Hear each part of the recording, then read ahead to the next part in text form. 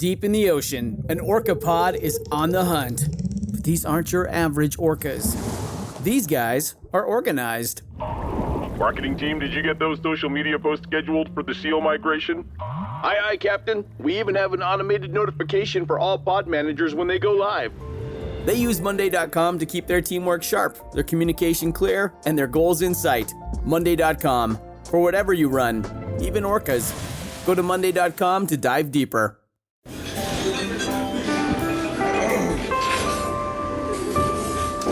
Well, I don't see the point in waiting any longer. So let's bring her out. The star attraction, the one you came to see. Ladies and gentlemen, the one, the only, Miss Judy Gold. Ladies and gentlemen, you know, it's funny because I've wanted this guest on the podcast for a long time, but I wanted to do it in person. And now, because there is a pandemic, I'm not doing anything in person. So ladies and gentlemen, the one, the only, Emmy, Peabody Award winning, also a fake doctor, hilarious comedian, musician, legend, Jonathan Katz is here, everyone. Woo! That's it for the audience, Jonathan. Okay. I can live with that. Okay.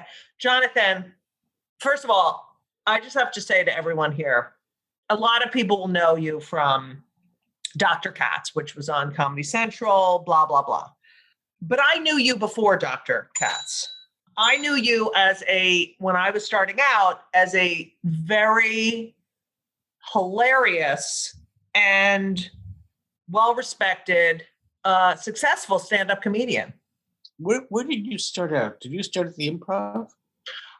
You started at the Improv, right? In like the 70s, right? No, in 81. In 81, that's right. Yeah. I was older than most people when they started. Yeah.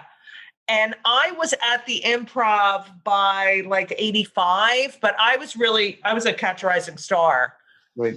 That was the first club. So I did all three clubs, but yeah, I've always been a huge fan of yours. Now, Jonathan, besides the fact that I've never been on Dr. Katz. Wait, I want to see how long it took you to bring that up, but I'm not wearing a watch. I'm just looking at my that would be about, 2.5 minutes, 3 minutes. Right. And I have a lot of insecurities about that because, there's certain shows you want to do but that show, it's an A-list show with an A-list doctor. What did I do to you? Just so I can get it out of the way. Yes. You know how many people think I'm actually a therapist? Yes, I know. 7. But Judy, do you remember the last time we saw each other? You were at a show. I think, was it in Newton? Yeah, and you came with Dana Friedman.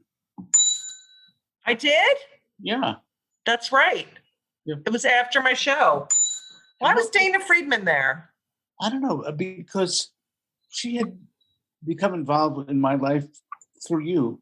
Right. With your help. And Dana did my website for years. Yes. And did a wonderful job, and then I moved on. Yeah, and now Dana is a stand-up. It's so funny how so many people work with stand-ups, but they really just want to be a stand-up. Yeah. Like Laura, my producer. Anyway, Jonathan, can we start?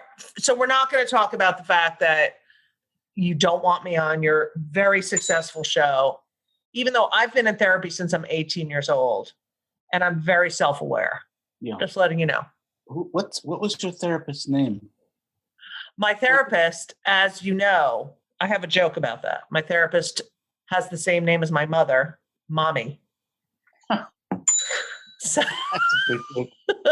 but she does have Ruth. Ruth was my mother's name, and Ruth is my therapist's name. Dr. Katz, we will get back to this topic that you're trying to avoid. So you were born in New York. You grew up in Bayside, Queens, correct? No. You went to Bayside High School. Yeah, but I grew up in Sheepshead Bay. Sheepshead Bay, same thing. They all have bays in them. You grew up in Sheepshead Bay. You're the son of Hungarian immigrants from Budapest. Is that correct? Just my dad. My mother was from Minsk. Your mother was from Minsk. Okay. I'm going to tell you something now, which is another reason I should be on your show. My mother. Judy, my show is long gone.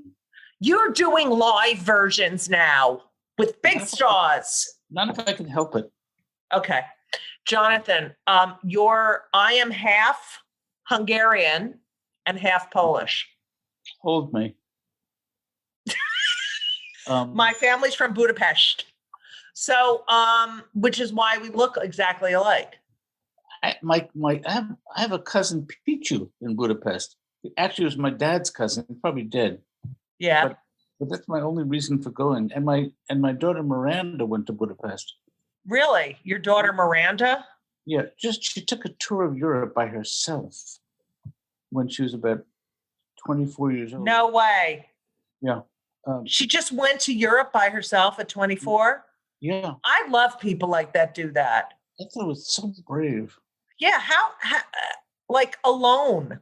Like I want to be able to turn to someone and say, like, should we do this? Should we do that? Where are we going today? What are we eating?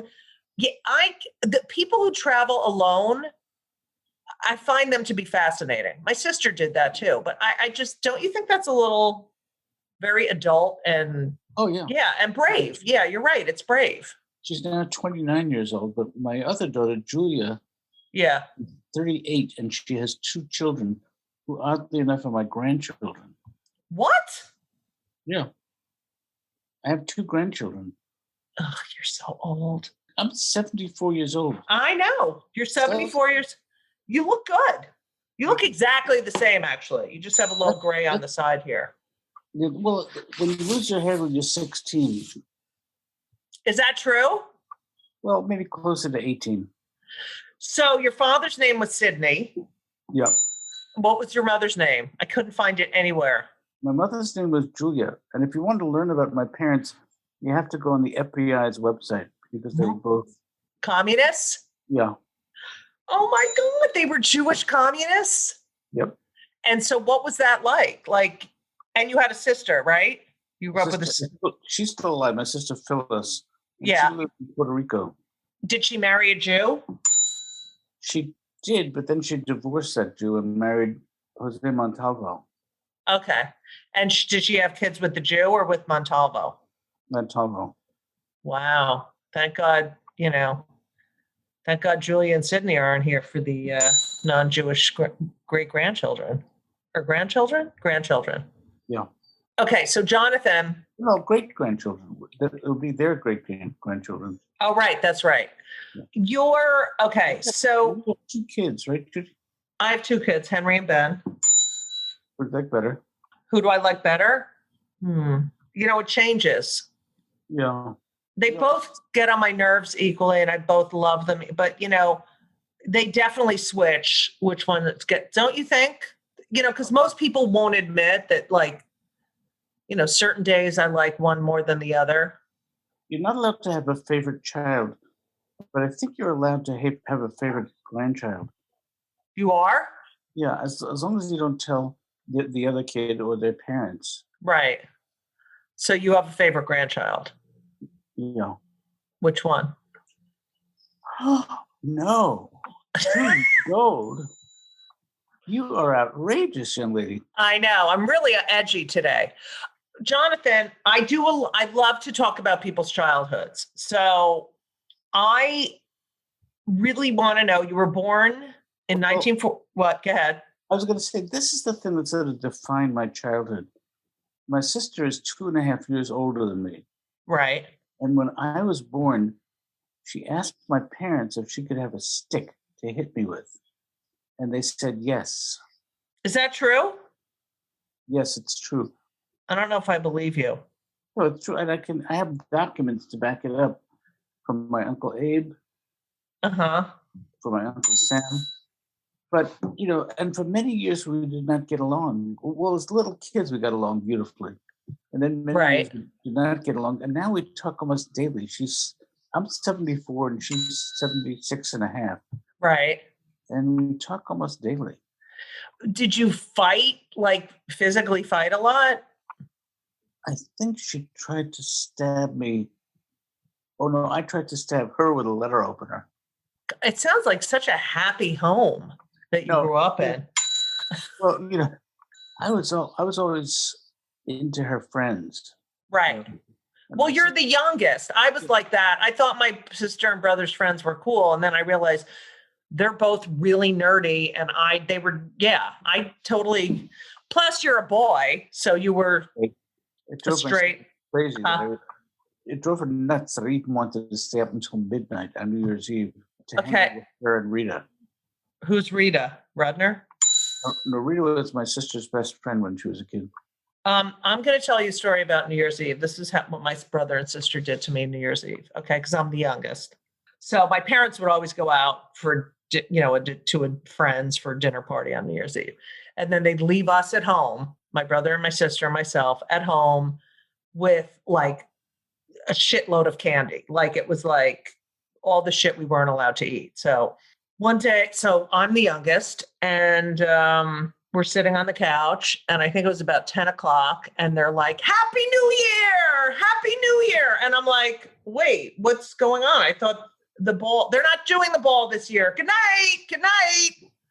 And so they put me upstairs and put me to bed. And about midnight, I wake up to screaming and yelling because they fucking lied to me. And that's the story of my childhood. Oh, Jesus. I know. So sorry, Judy. Well, next week, let's pick up next week where we left off this week. No, doctor, I need to talk about. So, were your parents sort of hidden communists, or did you grow up in an enclave of, No, we moved a lot, and my sister and I never understood it. We lived 8 different places in New York City. No way. Yeah, and my parents are both indicted by the House Un-American Activities Committee. No way. No. How old were you? I think the first time I turned them in, I was. Hey now. Whoa.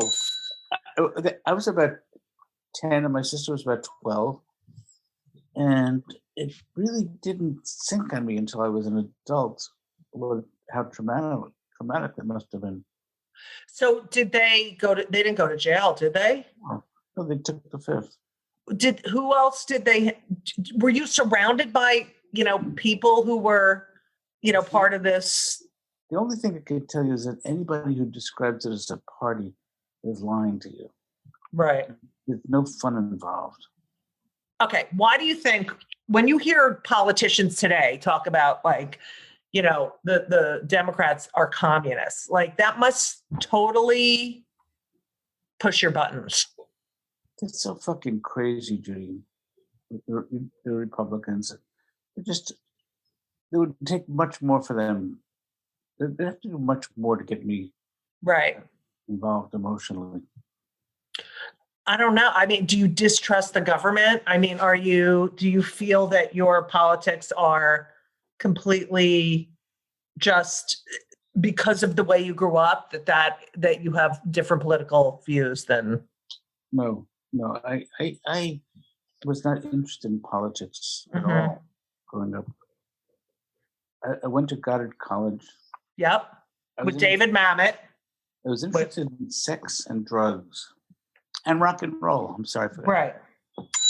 Right. And some nights I would skip the rock and roll. Were you popular in high school? I had one friend in high school, and I'm not sure he liked me. Oh, what I know. Wait, I read this. Hold on. You had that you sat at the bus with. You would get on the bus with him. Yeah, Alfonso Grimes. Yeah, I have that written down. Alfonso Grimes. And you took the bus together. He became a track star. No way. Yeah. A really nationally competitive track star. And now where is he? At the bus stop. Waiting for you. Yeah. So you really were a loner? You were just a loner? Well, I had another life totally separate from high school. When we lived in Queens, or in 2 places in Queens at different times, I would take the Long Island Railroad into Manhattan and go to 96th and Broadway, where I would go to Marty Reisman's table tennis club. That's right. And in 1964, you were the New York State ping pong champion. Yeah. But Marty Reisman, the first time I went there, I took the bus cross town. We were living at 90th and Lex at the time. Mm-hmm. I took the crosstown bus, and I went there with my mom, also named Julia. Marty Reisman hustled me. He insisted on playing me for money. I used a ping pong racket, and he used a chess piece, and he won. No way. What Yeah. chess piece? I think it was the bishop, because they could move diagonally. Right.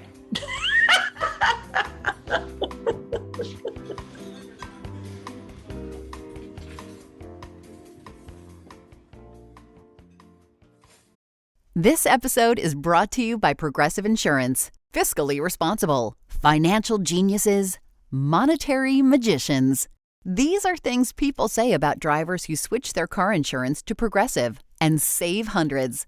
Visit Progressive.com to see if you could save. Progressive Casualty Insurance Company and Affiliates. Potential savings will vary. Not available in all states or situations. So you were basically a loner who played ping pong and music. Right, I took violin lessons. With like a famous violinist or just at school or? No, she was a well-known viola player. Mm-hmm. I could not produce a good vibrato. Right. Her name was Charlotte Rosen, and she would shake me and she'd say, vibrate, vibrate. And I don't do impressions.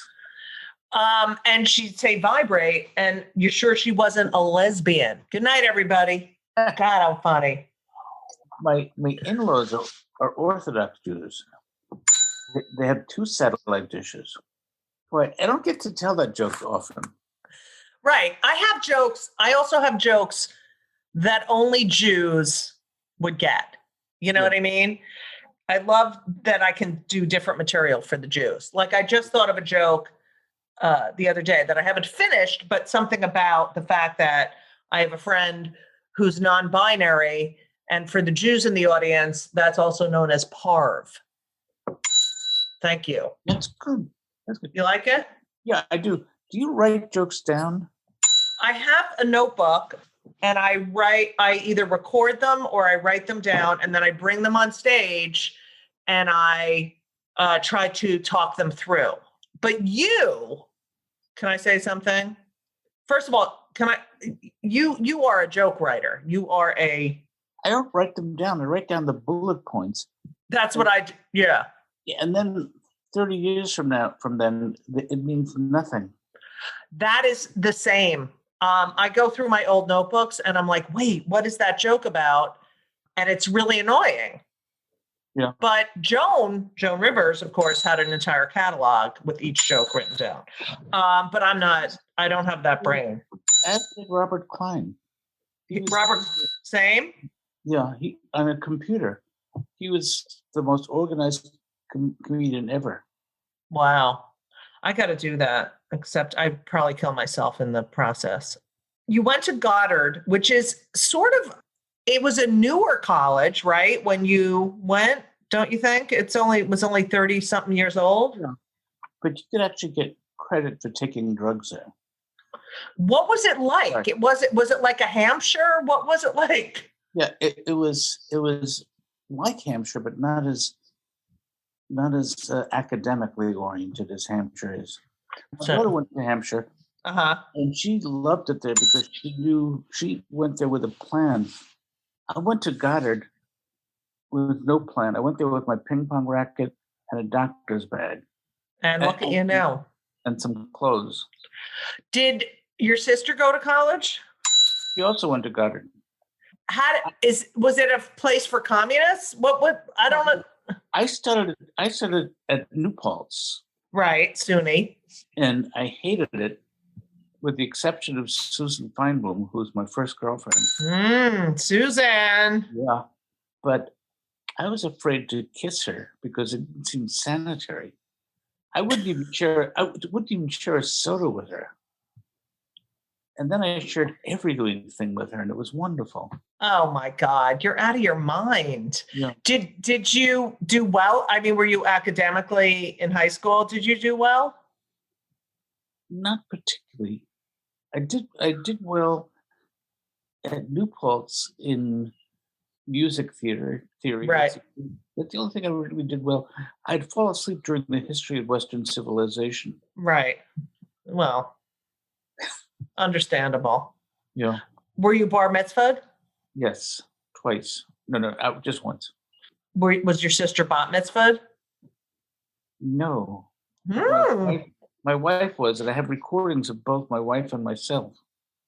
Her bat mitzvah and my bar mitzvah. Wait, she was bat mitzvahed at a young age or as an adult? No, at 13. Okay. Some of them get bat mitzvahed later. Yeah, my wife is 9 years younger than me. She is? Yes. Wow, you really robbed the cradle. Yeah, and everyone in my all and my daughters are 9 years apart, and we are in fact the 9 table, Judy. Really? Every 9 years, we're 9 years apart. That's so weird. Yeah, when my daughters. Well, the last time it happened was when I was 72, and my daughter Julia was 37. My other daughter Mandy was 28. No, that's not a 9 table number. This is very exciting. I'm going to get more listeners from this conversation right now. Yeah. Okay. So you met David Mamet at Goddard College, correct? Yeah. Jewish. And did you write together there? No, we just cracked each other up so much. He's an incredibly funny guy. He did write a play there called Camel. And I was one of the actors. A series of blackouts, which we did in a basement of one of the dorms. But what was unusual is he charged people 50 cents to get in because he wanted to pay the actors. Oh my God. Yeah. And how much money did you get? A couple dollars? I don't remember. Oh. And this was his first play? Yes. Did you know he was going to be this amazing playwright? No, in fact, when it happened, I felt like I wasn't sure I was willing to share my best friend with the public. Every time he had a play opening on Broadway, beginning with American Buffalo, he and I would go to Queens to wait for the reviews. I don't know why. You'd go to Queens and wait to get the paper? Yeah, just in some diner. We'd hang out in some diner. So he did read reviews. He does read reviews, which is, well, I mean, the only one that really matters is the New York Times. Yeah.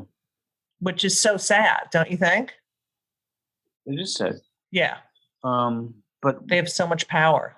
One night after, I think it was after Glen Ross opened, he had a party at Sardi's with Robert Duvall, Tuesday Weld.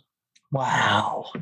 Maybe Mike Nichols and Elaine May were there, but very star-studded table. Right. And me. So the waiter came with a check. I was the only one who was not a famous actor. Right. So he gave me the check. And I'm in all of a sudden the position of saying, so Tuesday, you had the real piccata. Am I right? Did you have any sides? Terrible experience. What'd you do with the check? That's so funny. Well, everybody had left, and I'm just sitting there with the waiter and just trying to figure it out. I had no money on me. Right. So David came back and said, put it on my tab. Wow, that is fucking crazy. Yeah. You graduate college. You have a band called Katz and the Jammers. It's an R&B group. Katz and Jammers. And Jammers. Sorry, I'm a little nervous. You are a doctor, and you also co-wrote House of Games and Things Change with David Mamet. No? Nope. Or you were in Things Change. And you co-wrote House of Games, correct? I've got a story credit on House of Games. Midnight lived the life of the characters in House of Games, but when he was writing House of Games, I got him coffee, essentially. So, and you got a story credit. He was a very generous credit. Got me into the Writers Guild. But that's very unusual because there's so many people who will not. I've worked in the business a long time and I've written for people, and there's so many people who are not like that, and it's like they have to take credit for everything. So it's a rare breed, don't you think? Oh, absolutely. You not only were the New York State ping pong champion, which, by the way, we had is that a Jewish thing, the ping pong? Because we had a ping pong table in our basement, and that was like our one form of exercise too in our house. Well, I'll tell you, during the 1930s, the world of table tennis was dominated by Hungarian Jews. Is that true? Yes. I think it might have been a Jewish game in New York. You know who was a good player? Was Uncle Dirty was a good ping pong player. Oh, Uncle Dirty. I loved him. Will your audience know who that is? No. These are people that were at the New York Improv. Uncle Dirty was such the characters. I love that place. And I was just like, I was in my early 20s. And I got to see some of the greatest comics perform. I was in my late 30s while you were in your early 20s.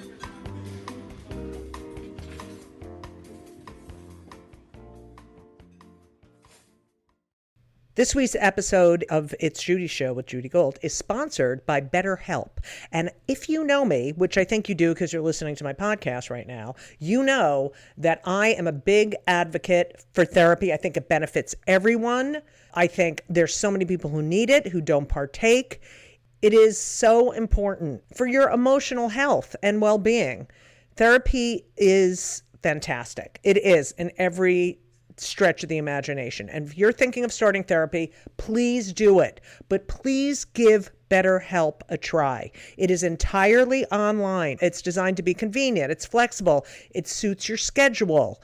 You fill out a brief questionnaire to get matched with a licensed therapist, and you can switch therapists anytime for no additional charge. I have switched therapists in my life. I've had many, many therapists, and sometimes it's not a great fit for you, but don't give up. Therapy is beneficial. You can learn about yourself, you can process, and just be emotionally healthy. I'm telling you, do it. BetterHelp is great because, when I used to schlep to my therapist's office, it was so annoying. You have to do it, and you sit there and you wait, and then I'm telling you, doing it online is fantastic. And BetterHelp is amazing. I know a lot of people who've used it. So if you're thinking about therapy, go to BetterHelp.com. Let the gratitude flow. This is Gratitude Month, people. So you need to let the gratitude flow with BetterHelp.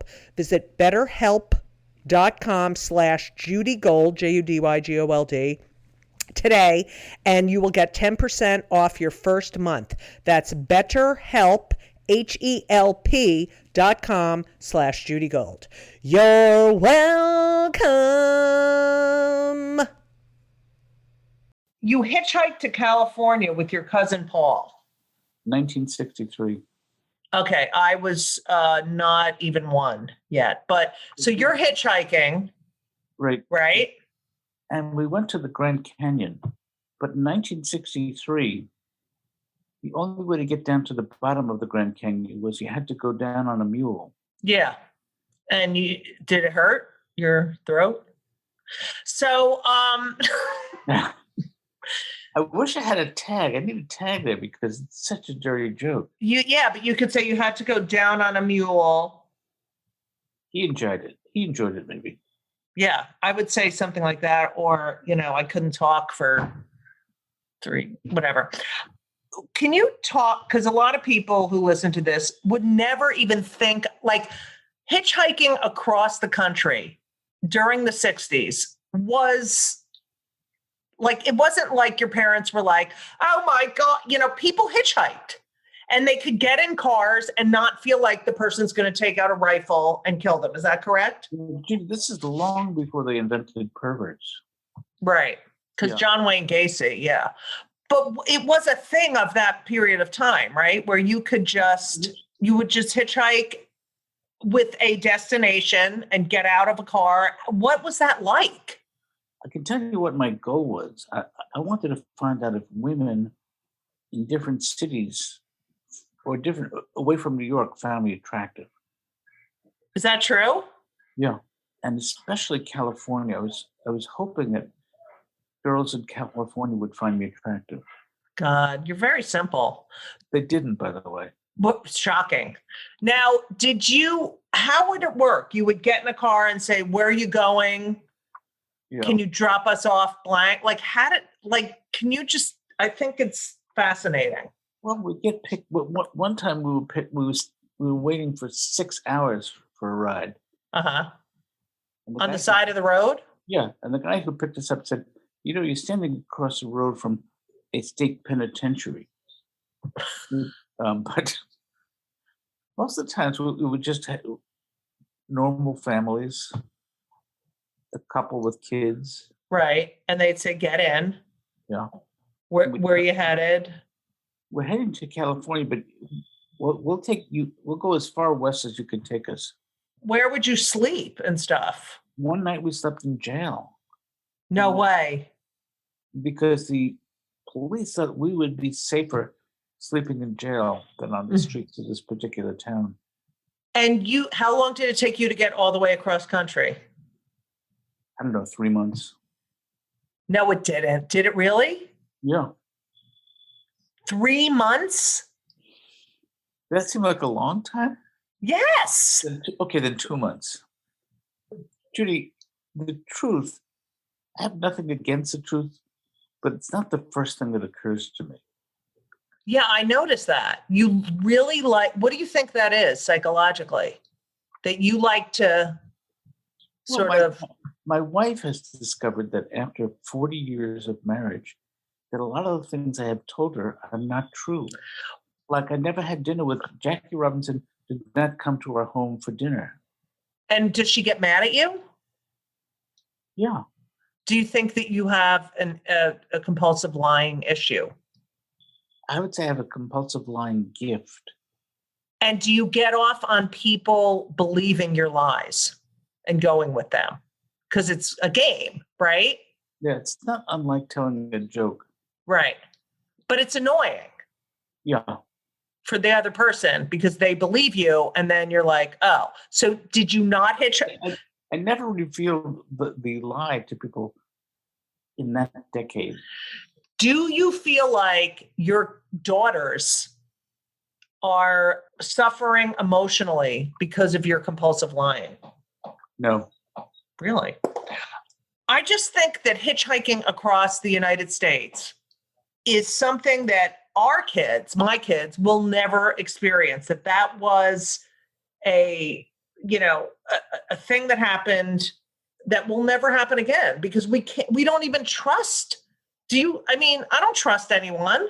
But have you ever spent time in a place like Martha's Vineyard? Yeah, I'm in Provincetown right now. Would you let your kids hitchhike around Provincetown? Yeah, of course. No, well, but you wouldn't do it through the entire country. Right. Were you afraid? Oh, we're Jews or anything like that? Yeah, I was afraid that the fact that we were Jews could get us in trouble. Really? Or the fact that we were New Yorkers. Right. Well, there is that, people are always like, oh, you're so New York, which really means you're so Jewish. But you end up being Robin Williams' musical what was it? You were his musical director. What did he do music-wise? This is what happened.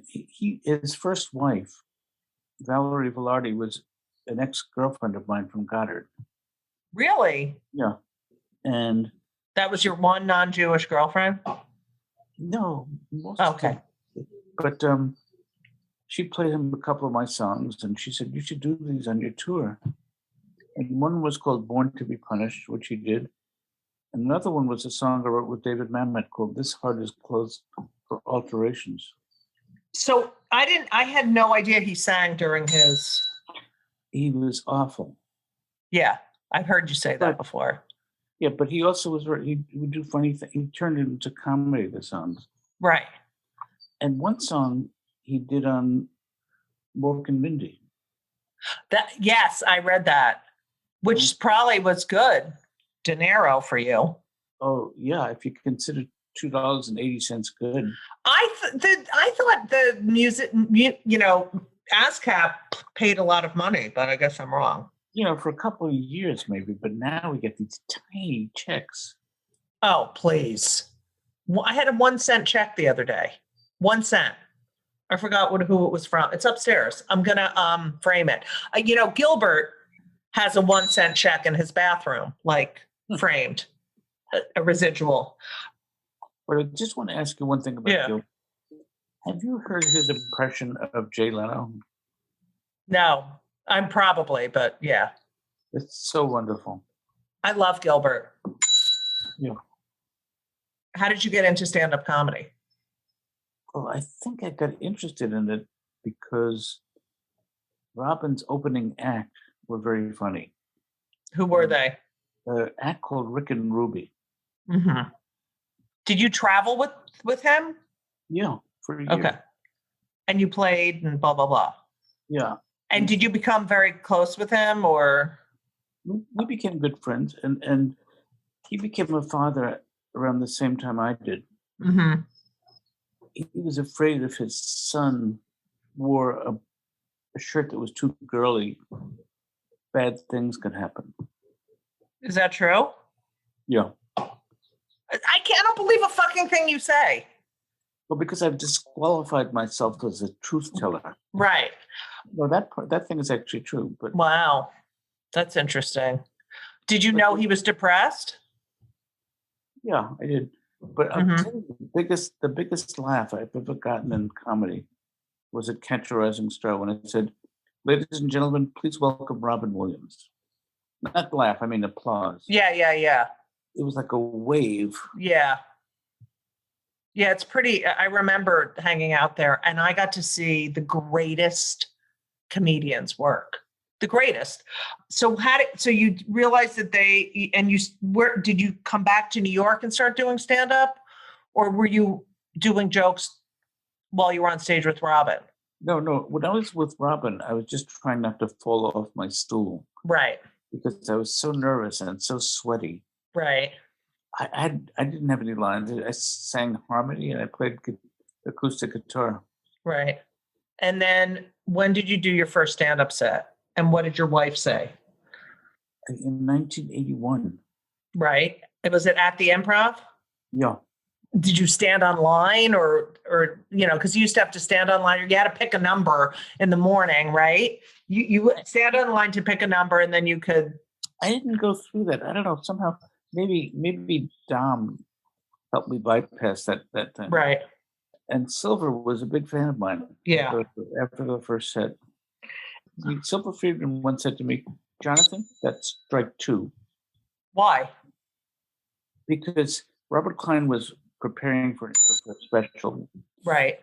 And I don't know if you remember, I used to go on stage with a tape recorder. Yes. Control it from my guitar. Right. But I forgot to turn it off, so the noise was distracting him. I never found out what strike one was. Oh, we can call her and find out. Yeah. I started doing stand-up in 82 when I was in college, and then I would come to New York to try to get on Monday nights at Catch Rising Star. I remember you, and I remember watching your friend, who I thought was brilliant, Ronnie Shakes. And to this day, I tell comedians to watch Ronnie Shakes, to go look him up. I tell them to go look up Margaret Smith. Oh, she was wonderful. Yeah. But Ronnie would go on stage with a clipboard, and if a joke didn't work, he tried the same joke. No, he tried it again with a different punchline, and then he would cross it off. I remember that. Yeah. He was really a workhorse. Yeah. And he died jogging on a fucking shitty comedy gig. Right. I mean, isn't that the worst way to die? You go out for a jog, you're working at some fucking shitty comedy club in Ohio, you go out for a jog and dead. I mean, do you still keep in touch with his wife? I remember her. She did stand up for a while too. Sue Larson? Susie? Yeah. I don't. At one point, I wanted to turn his act into a franchise. And I wanted to call it An Evening Without Ronnie Shakes. Like, and one night it would be Gilbert portraying Ronnie, because we were good friends. So you, Gilbert, and Ronnie were sort of a friend group? I don't think Ronnie particularly liked me. I mean, he was more in the Alfonso Graham school. Right. I don't think he disliked me, but I think we worked together once in Boston, and it was fun, but we didn't hang out or anything. He was brilliant. Did you get on Letterman before The Tonight Show? Yeah, 1985. So within 4 years, you're doing your first late night set, which is really pretty incredible. Don't you think? Well, now that you mention it. I mean, it usually takes people like 10, 15 years. Yeah, I did have to put my guitar aside. Bob Morton said, if you want to go on the show, you can't use a guitar. Dave doesn't like guitar acts. Did you know David Letterman before you went on? No. A lot of these, no. He loved you. I met him the first time I went on, and I never saw him again except on stage. That was it? Yeah. And you ended up doing seven or eight Lettermans, or? 9. 9. Okay, I was close. 7, 8, 9. And now 9's gone. But you love 9. You love the number 9. Yeah, the 9 table. Did you do Letterman? Never did Letterman. Did The Tonight Show. I think I'm too loud and energetic for Letterman. He liked very subtle. Right. Thank you so much for listening to part 1 of Kill Me Now with Jonathan Katz. Kill Me Now is produced by Laura Vogel, edited by Colin Schmaling. This podcast would not be possible without the help and dedication of Brittany Jo Sowards. Please subscribe. Please leave a review. 5 stars. That's it. 5 stars, like I'm an Uber driver. Okay? Buy my book. Yes, I can say that when they come for the comedians. We're all in trouble. Download my CDs. Do whatever. Just bring me into your life more. That's all you need to do to be happy. Also, check out judygold.com. That's judygold.com. And you will see links to buy my book. You will see where I'm performing, because I'm going to be performing in Provincetown all summer long. But I also have a gig in Atlanta. So check that out. And you can follow me on Twitter and Instagram for all my thoughts, all my innermost thoughts, upcoming live and virtual. I don't think we're doing virtual events anymore. I mean, I hope not. I mean, I kind of didn't hate them, but I kind of did hate them. So whatever. You can follow me at Judy Gold, JEWDYGOLD. Like Jew, Gold, because I'm a Jew. That's on Twitter and Instagram. And again, thank you so much for listening. If you haven't been vaccinated, please get vaccinated. Seriously, what the fuck? Also, happy Pride! Happy Pride, everyone. I am a proud Jew and a proud Lizzie. So there you go. All right. Thank you so much for listening. Be well. And as we always say, so long. Don't forget to tune in next week to Just Kill Me Now. It's Just Kill Me. Oh. Don't forget to turn for part 2 on Just Kill Me. No, it's not. It's Just Kill Me. No.